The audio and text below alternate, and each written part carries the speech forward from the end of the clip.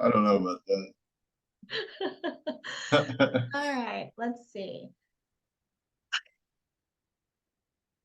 Now that you're in construction, have you ever thought about changing jobs within the industry? If you know my story, you know that I've now made 4 major career shifts within the construction industry. Nope, I don't like that. Starting over.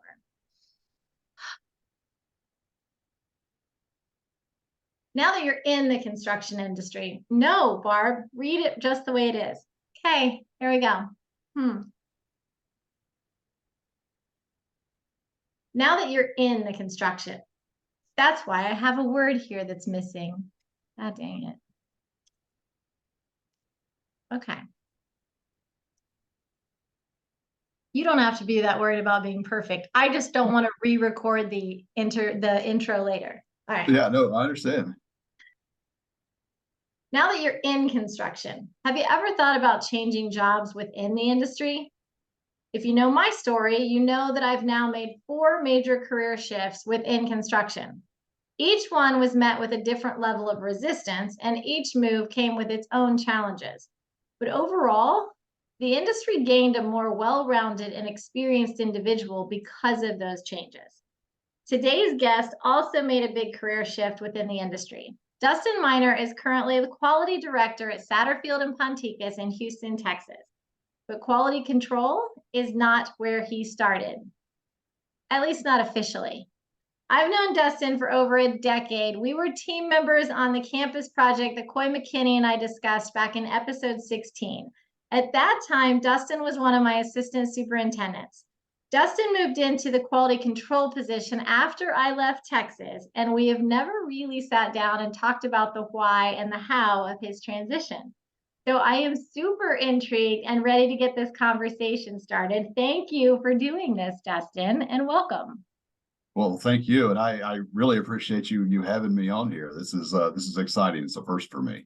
I am so glad just to see your face. Like I don't think I've seen you in 7 to 10 years, and it's so good to see you. I'm so excited to get going on this conversation. Yeah, no, this is cool. When you first asked me to do this, I'm like, heck yeah, this is awesome. But like I was telling you earlier, as it got closer, I'm like, oh man, this is crazy for me. So we'll see what happens. You're gonna do great. You're gonna do great. Okay, so let's start by talking about how long have you been in the construction industry? So I've been in it for 20 years this year. So Okay. I started back when I was still in college as an intern back in May of 2003. Okay, so where did you go after college? What did your progression look like up until the time that you and I met? So I was an assistant superintendent for a general contractor out of Wichita, Kansas. First project, full project, I guess, was in Springfield, Missouri, doing the Battlefield Mall remodel. And after that, I moved all my stuff to Pennsylvania for a job that actually never got started. So I did end up doing a job in Mesa, Arizona for Cessna. And then after that, it's just I traveled around, did a job in Lee Summit, Missouri. I was on one in Akron, Ohio, and one in Dodge City, Kansas, one in Wichita. So I traveled all over for them and just doing a various types of projects. And then how did you end up at J.A. Dunn? So a friend of mine that worked for that same general contractor, he had come down, moved to I think Texas City is where he lived, but he came to work for J.A. Dunn down here in Houston. And one day I was just having one of those bad days. I think it was, middle of the summer, hot in Dodge City, Kansas. And, one of those days you just kind of hate everything. And I called him and said, who do I have to talk to in Houston about getting a job with J.A. Dunn? And he fired back, send me your resume. And I said, okay. So I didn't hear much. So I called him back and he gave me Terry's number. So I called him and said, hey, I would love to talk to you if you want to talk to me. And he called back, and I took my only vacation in 5 years over Labor Day, the week of Labor Day. And I came down and interviewed with Terry, and he didn't have anything at the time for sure. But so I went back I think I was working. In between that time, I got transferred to Wichita, and he called me up in I think October and made me an offer. And I think I accepted it on the phone before I even got it, to be honest with you, so I think I got that off late October, and I was in Texas like November 11th or something. It was fast. What I think is interesting about that story is talking about how you called him up and you're like, hey, I'm interested to talk to you if you're interested in talking to me. And what I find interesting about that is listening to your voice. Like your voice is so low and mine is the complete other end of the spectrum. And I'm just thinking, like, for me to call someone as a to call a general superintendent and say, hey, I'm really interested in a job. Unfortunately, the way things are, they're probably more likely interested in you than they are me just hearing us on the phone, right? Like your voice just sounds like you know what you're doing. Like, not that you don't, but it's interesting how those biases play into things. And I hadn't really thought about it till when you first came on video today. Before you came on the video, all I heard was your voice, and I'm like, oh my gosh, I forgot how deep his voice is. But Yeah. I think it's just interesting though, it can open different opportunities for different people. Okay, so you got on with Jay Dunn, and was the project that we worked together your first project with Dunn? I don't remember. So no, because if you'll remember, before we started Sanjack, you were finishing up SEMO Hall, where you Oh were doing yeah, that University of drainage. There's a Houston. drainage issue or something like that, and so that was where you and I'd started together. And then I think I finished up some punch list stuff after you moved over to Sanjack or something. Okay, that makes more sense. Okay, so Sanjak, that is the project that you and I and Coy and Kara and Jason were all on, that Coy and I talked a lot about on episode 16. That was Yep. one hell of a team. That was an awesome team, and like you guys alluded to in that podcast, I mean, all of us we've all gone our separate ways. We've all done very well for ourselves, and but that project was fantastic, and I would take that team still and put them on any project, and we would knock it out of the park like we did that one. Well, it's interesting. I think Jason is the only one still doing what he was doing at that point. You know, Jason still stayed in the superintendent role, and is now, I think he's a senior superintendent or wherever Yep. he is right now. But the Yep. rest of us all went to not just different companies, but different positions within the industry. And so, okay, I want to know more about at what point, because you moved into quality control after I left Houston, and Yep. I've always secretly hoped it wasn't me that ran you off from No. the superintendent track. So No. what was it? So I actually worked on, if you remember, Dunn owned the subsidiary Gentech. Oh, So that's I right. went, I worked on that side of the house for a little bit, actually as a as a PM, and I did that long enough to know that I never wanted to do that. And I'm not sure why anyone would, to be honest with you. I hated it. I'm not good, asking people for money, and so, but we did the job down in Corpus. That was really, really tough. I moved down there and helped finish that up. We brought in a bunch of done folks and all that. And then, I mean, after that job, I was burnout. I did not want to go back to being a superintendent. I hated being a PM. And then you remember Ron Bruner, that was the director of quality. So Dude, he was no. there. Yeah, he was in the office one day, and he came in and talked to me. He goes, "Hey, have you ever thought about joining the quality control team?" And I'm like, "Oh, I didn't really know he had one, but okay." And so he kind of talked about it. I'm like, "Yeah, that sounds pretty cool." He was of course filling me in. It's obviously more than just doing inspections, right? So um, he I ended up going and working for him, and I absolutely just fell in love with it. I told everybody you got to be kind of a nerd to be a QC person, and I didn't realize, I guess, how big a nerd I really was. I knew I was kind of one, but um, I I love to read and research and dig in just to the most minute detail, and so I just fell in love with it. I love it because it also makes I get to be in the office some, I get to be in the field some, and the crazy amount of projects you're on at one time that just your knowledge base just skyrockets. So, I mean, I love it. I have the best job. Well, it was really a surprising move when I heard about it because you were such a great superintendent, and you were going to be a fantastic superintendent. It completely surprised me that you would even be interested in that position because I mean, I can see like I like trying to, I like the quality aspect of what we did as superintendents, but to take away the things that I really loved about being a superintendent, like being in charge of the whole job site and managing all the people and the scheduling and the intricacies of that. I never wanted to get away from that to go do something like quality control. And um, now that I say that, I think about like Kara as well. Like I never thought she'd leave project management because she was an excellent project manager, and that Yeah. you both have gone and found something else that you love even more, and no doubt you're both amazing at that. But when he first came to you and said it, like what what were you afraid that you were going to miss about the superintendent role if you went and did quality So control?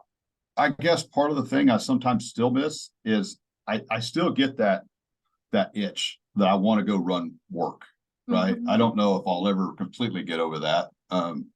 Most days it's not a problem, I guess. But like after I guess transitioned into the QC role, um, that I did a project back down in Corpus on the LNG plant down there, and it's full time QC. So really jumped in. It was an industrial project, so I mean it was a drinking from a fire hose on full blast. And then after that,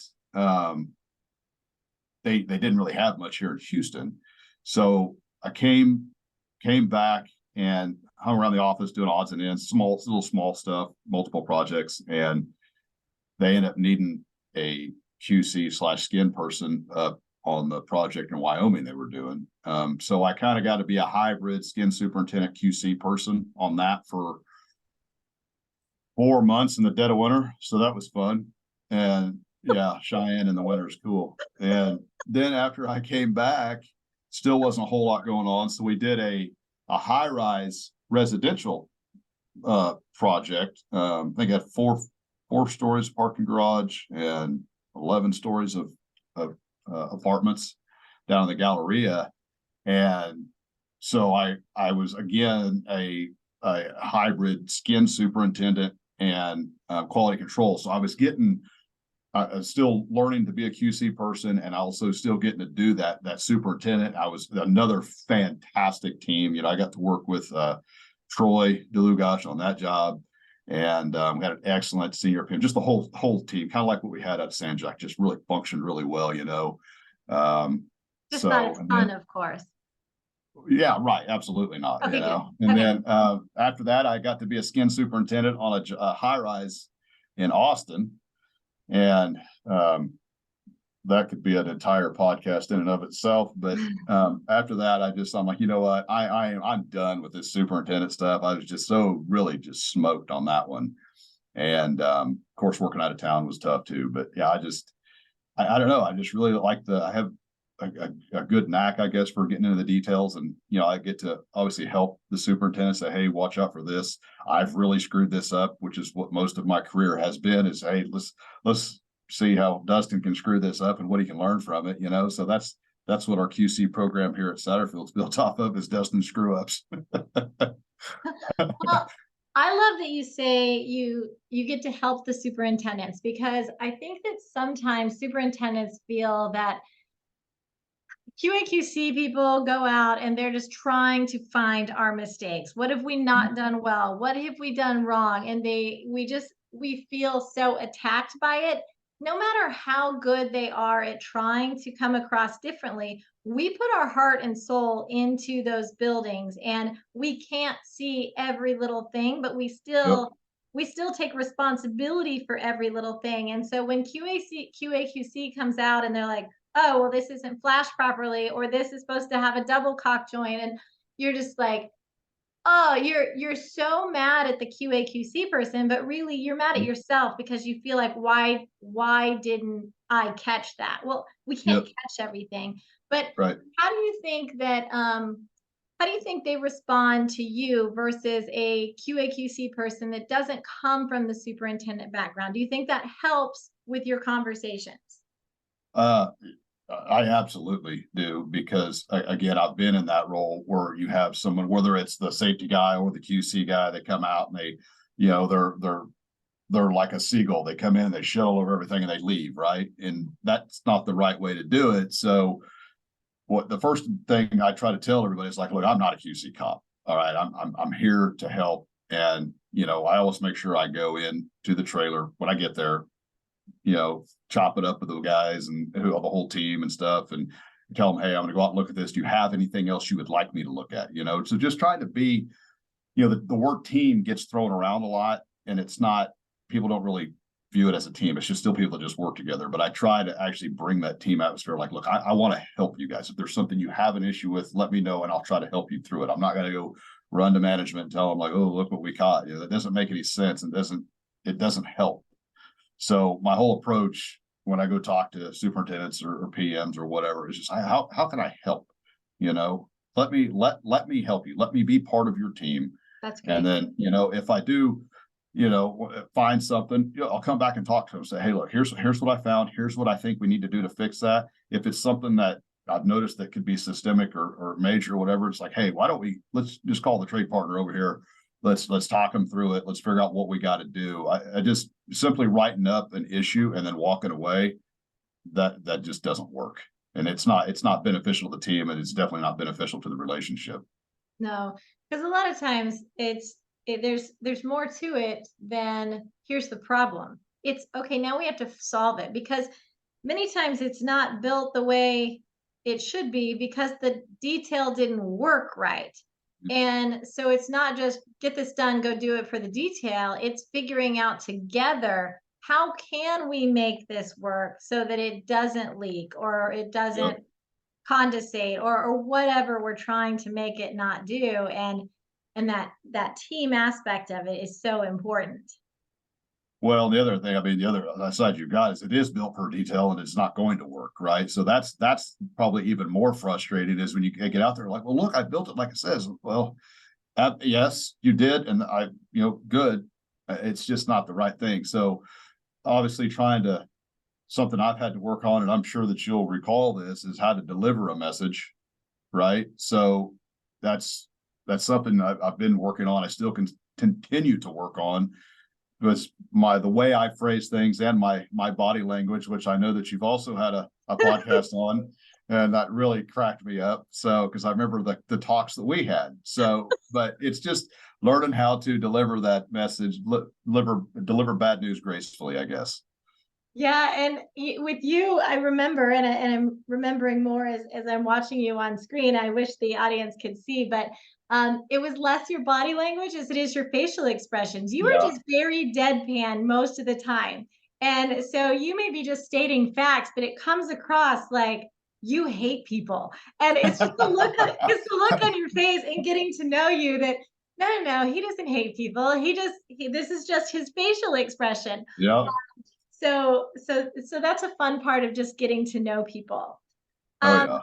so I love that you mentioned that it can be perfectly toward the detail, and it doesn't work because I hadn't thought about that aspect. But um, how have you architects can be they can be pretty protective of their design and pretty defensive. And a lot of times we as construction professionals make them defensive. It's the way that we approach them.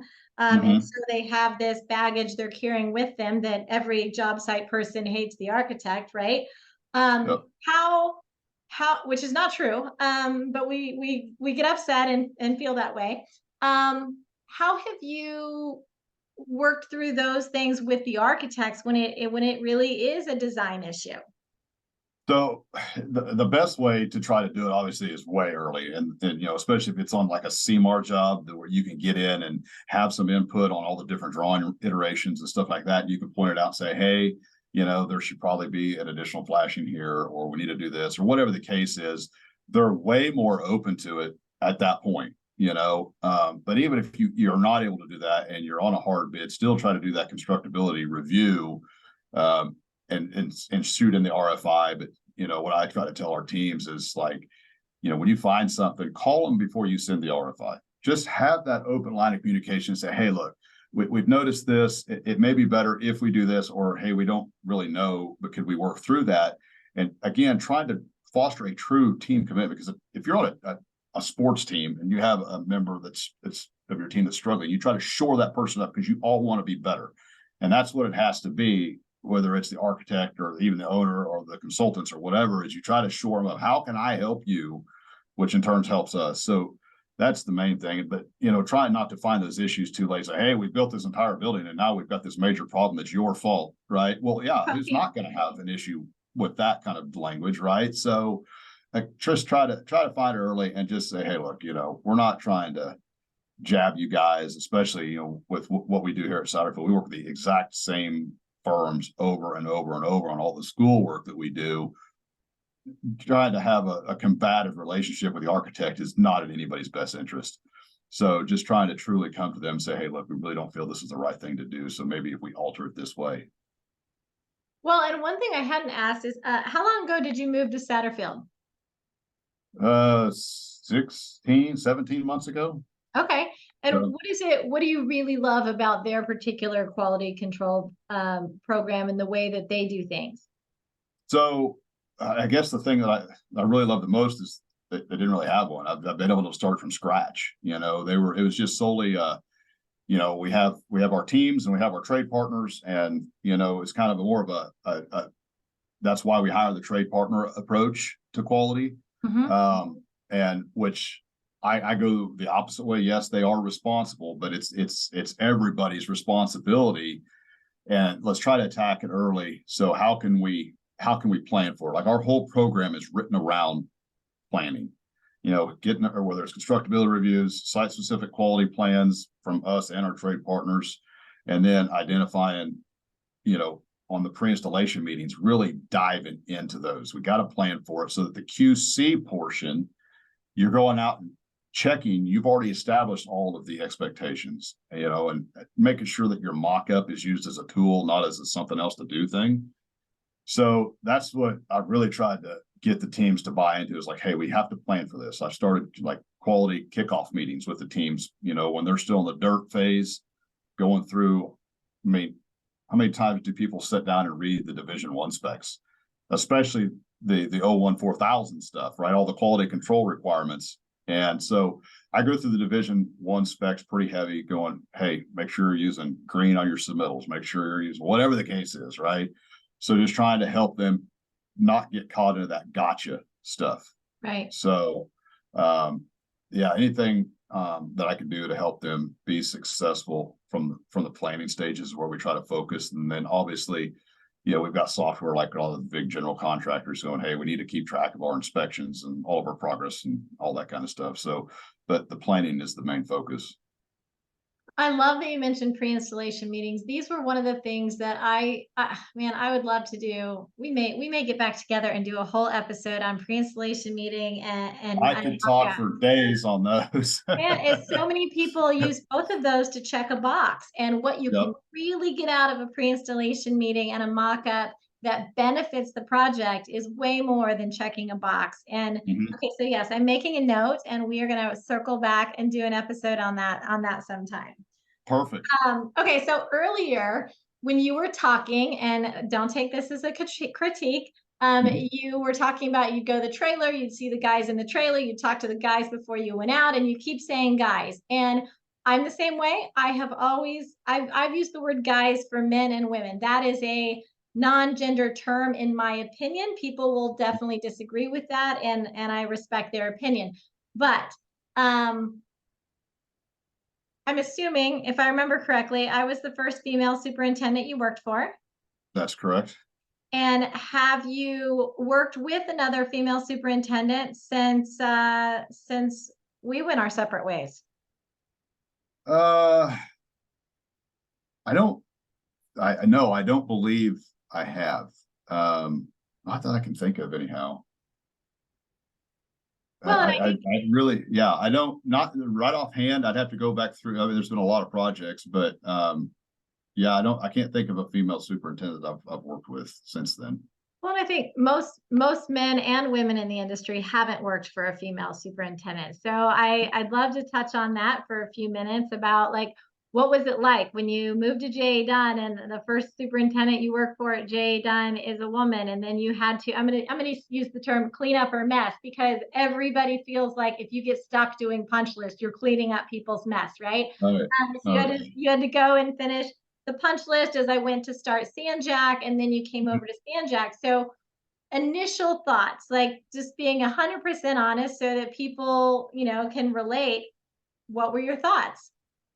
So, I mean, looking back, I don't know as it was like a big, oh no, or what do I do, or anything like that. I mean, it was a first, but I do remember driving out. I don't know, SEMO. It had to have been SEMO, but anyhow, I was driving with Terry, and he told me that you were the superintendent. And he goes, so I don't. And he kind of looked at me. He goes, I hope you're not going to have a problem working for a female superintendent. I'm like, I don't care.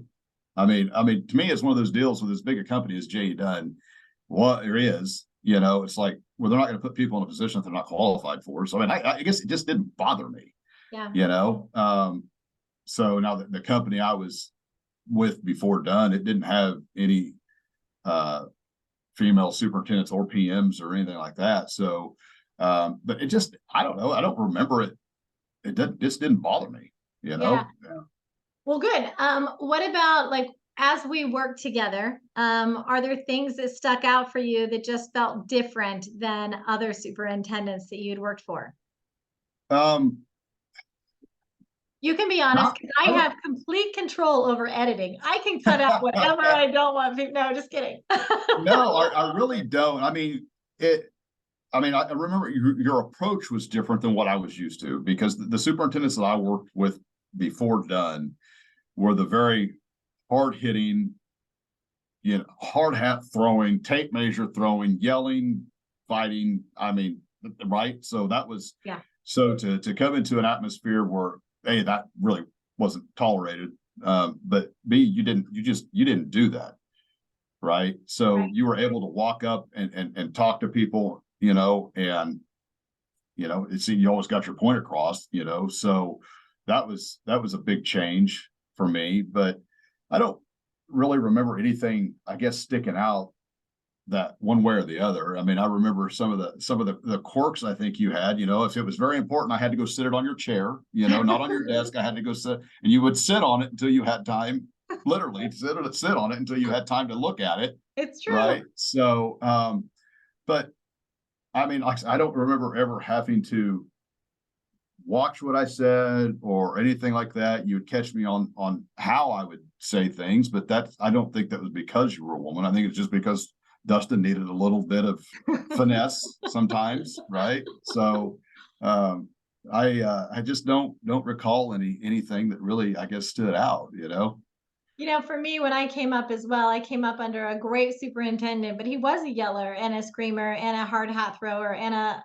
pull the phone off the wall thrower, Well, And me, my dad is the one who really taught me that it just doesn't help to raise your voice, like it. And honestly, he also taught me that sometimes you get under people's skin more if you don't, and if you don't let them see that, see that you're being bothered by it.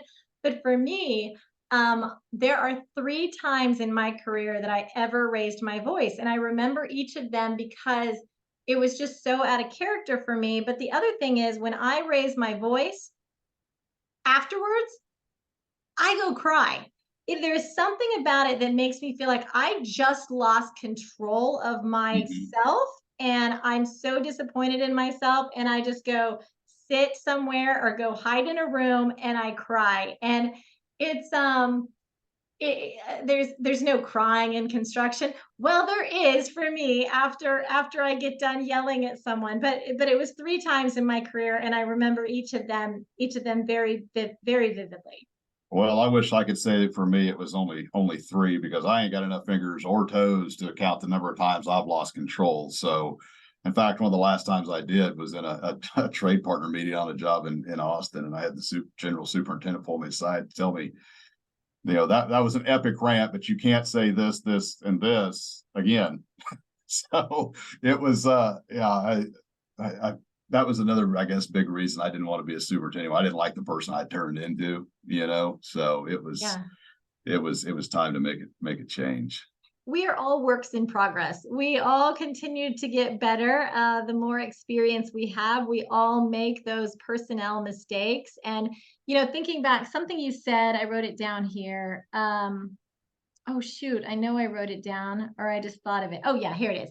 You said when you made the switch from superintendent to quality control, it was just one of those really bad days and somebody caught you at the right moment. And I think that happens so much for people. And I think companies and bosses need to be more cognizant that the way you treat your people, whether it's directly or it's making them work crazy hours and travel way more and not being able to be home with their families, the way you treat them wears on them to a point that one day it just takes one thing and the right person walks up at the right moment, and all of a sudden your trajectory changes. That's how one of the moves for me happened. And it was like, I just had enough. And I hung up the phone after a call that I was just like, I am so tired of being talked to like that. And another phone call came in, and a guy who just had kept trying to recruit me. And I'm like, all right, today I'm actually going to listen to what you have to say. It matters how you treat people. Just one incident is most likely not just one. It has been leading up and people are tired of it. So, well, and I mean, it just, it was so fortunate that Ron had come and talked to me that day, because I would have never probably ever even thought about it. It's just something that wasn't on my mind at the time. So I'm so thankful that he did. Ron and I still stay in contact. I mean, he's since moved on from Dunn as well, but I mean, literally at least once a week we're talking, and of course texting almost all the time. So it was a very fortunate meeting, and I'm very, very grateful that it happened. Well, and he obviously saw something in you, that detailed side of you, that research side of you, that he felt like this is going to be a great fit for quality. And what I would like to have women listening understand is women tend to be also really good at research and detail. And, if you're headed down a path that is project management, superintendent, whatever, and somebody comes and says, hey, I think you'd be really great at quality control or safety or something like that. Sometimes we as women can be like, that's offensive to us because we were on these tracks and we think project management and superintendent is the way to go. And it's not that people are thinking you can't do the job you're doing. They just recognize you'd be so good for their department. And I want the women that are listening to keep that in mind, that sometimes it's really not about your gender. It's about what the work that they've seen you doing, and they're wanting to pull you into their department. So, well, and I it's odd that you brought that up, because I mean, as a general, I guess, blanket statement, obviously there's exceptions to this, but women are way better QC personnel than men are. They have a knack, like you said, for getting into the details, and obviously they know how to, I think, better approach people with say, I call it constructive criticisms, like, hey, the job's not, or this detail's not quite right, but they just have their eye gets drawn to that stuff. There's been times, honestly, I've had people, tell me I'm too picky. I'm like, I could get my wife out here, I mean, I guarantee you she's a lot better at this than I am. I mean, I've never built anything right. So, but it's just, I mean, women they're just very, very good at that, so I would definitely encourage, like, if they don't feel that but maybe they want to continue down the PM or superintendent path, I mean, take a look at quality control, because it's just, I mean, I love it. You get freedom. You're not reporting necessarily to one job every single day, all the time. Or, I mean, obviously there's exceptions to that as well, but if you get put on one project, but I love the freedom that this brings, to where, if I had to work from home, like on a plan review, I could be doing that, or, I've been around jobs and stuff, so I can always fit something else in. So the freedom of this is fantastic. Look at you trying to recruit my listeners to the quality control departments of their Hey, company. it didn't start out that way, but it's like, you can put my number up there if you need to. I never would have thought we would ever be having this conversation, Dustin. I have absolutely loved this conversation. And you said you sometimes get an itch to go back to the superintendent work, and I feel the same. Like I just miss being on job sites sometimes, and I always think, man, before I officially retire, maybe I'll go back and just say, can I run one job somewhere? And now after this Yep. conversation, I'm thinking, oh no, I'm going to go back and say, can I run one job? And can Coy and can Dustin and Karen, can we all come and run one job? And then You know what? I think we would all do it. It was so much fun. We may have to possibly relearn some of the stuff like white on white on white, but I think it would be a lot of fun, and I would really enjoy it if that opportunity ever came up. well, and related to that job, I'm going to end this interview with two words that are only going to mean something to you and I. The listeners aren't going to get it, but I'm going to say thank you for this interview, and that's it. We are going to box it. Perfect. I love it. Thank you, Barb.